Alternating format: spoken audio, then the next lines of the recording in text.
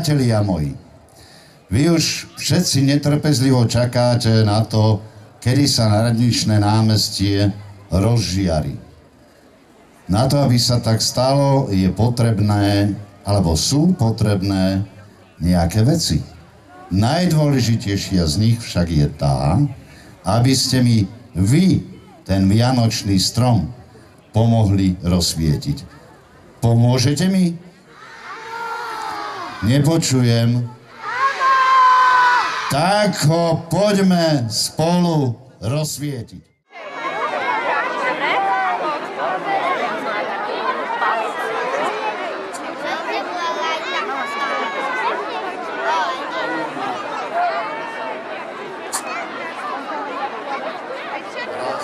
Nemá počuť?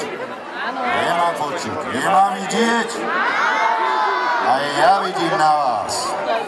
Priatelia moji, rozsvietenie vianočného stromu je akýmsi štartom najkrajších sviatkov roka. Sviatkov Vianoc.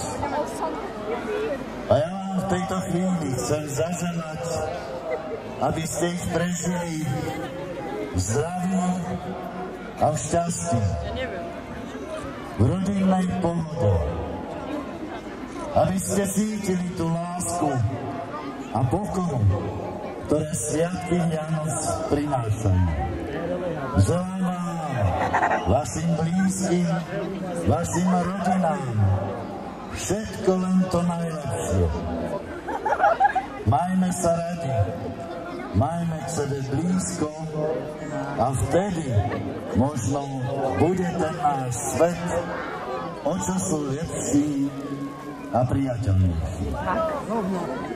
Ale dosť bolo rečí, poďme teraz spolu odpočítať a rozsvietime vianočný strom.